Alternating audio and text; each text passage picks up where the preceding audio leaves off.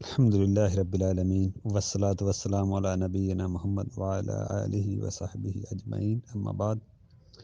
وراثت میں عورتوں کے حقوق، اس موضوع پہ آج ہم دیکھیں گے کہ وراثت میں عورتوں کو حصہ نہ دینے کی کون سی وجوہات ہیں۔ سب سے پہلے ہم نے دیکھا ہے کہ ہم دیکھیں گے کہ انسان لوگوں کے دلوں میں مال کی لالچ، یعنی کہ لوگ لالچی بن چکے ہیں مال کو لے کے، اور دلوں پہ وہ ایمان نہیں ہے لوگوں کے اندر، وہ اللہ کا ڈر، خوف، تقوی نہیں ہے، پرہیزگاری، اور لوگ مال کے پیچھے لوگ بھاگ رہے ہیں۔ تو اس لیے فتنوں کا دور ہے، بس لوگ یہ بھی بعض کا سوچ رکھتے ہیں کہ اگر ہم نے مال دے دیا تو ہمارا مال کم ہو جائے گا،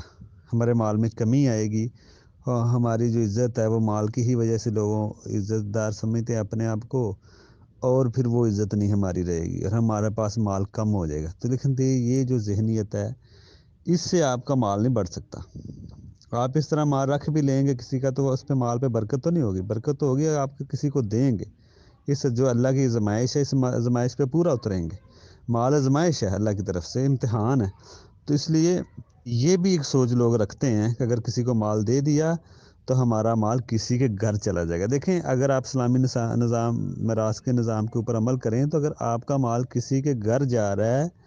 تو جیسے آپ کی بیٹی ہے، وہ آپ کسی کے گھر جا رہی ہے مال لے کے، تو آپ کی بیٹی کی بہو جو ہے، بیوی آپ کی بہو، وہ بھی تو مال لے کے آئے گی نا۔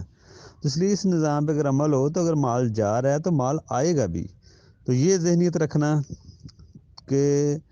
مال کم ہو جائے گا، مال اگر دیں گے کسی کے گھر چلے گا، یا کسی کے گھر نہیں جا رہا، آپ اپنی بیٹی کو ہی دے رہے ہیں۔ تو یہ ذہنیت رکھنا کہ مال کم ہو جائے گا، یہ غیر شرعی سوچ ہے۔ اس لیے یہ لوگوں کے وراثت میں حصہ نہ دینے کی وجہ ایک یہ بھی ہے کہ لوگ لالچی بن چکے ہیں، مال کے حریص بن چکے ہیں، اور حرام حلال کا فرق لوگوں کے اندر نہیں رہا۔ وہ کہتے ہیں مال آنا چاہیے، ویسے بھی حدیث ہے، نبی علیہ السلام نے فرمایا ایک وقت ایسا آئے گا لوگ یہ نہیں دیکھیں گے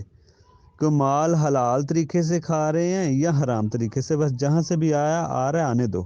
چاہے وہ سود سے آ رہا ہے، چاہے وہ کسی کا حق کھا کے آ رہا ہے، چاہے وہ ویسے حرام حلال کاروبار ہو رہا ہے،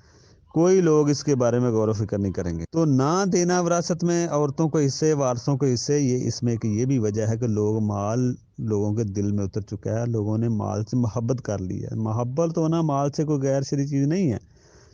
لیکن محبت اتنی آپ کر لیں کہ حرام حلال کا فرق ہی نہ کریں، وہ محبت کر لیں کہ آپ اللہ رسول کے احکامات ہی بھول جائیں،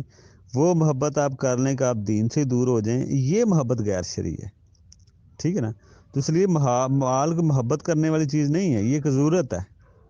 تو اس لیے یہ ایک سوچ ہوتی ہے، لوگ لالچ اس لوگوں کے دلوں میں ہوتا ہے مال کے متعلق، اتنا لالچ، اتنا مال کے حریص ہو چکے ہیں، مال کے پیسے کے پجاری بن چکے ہیں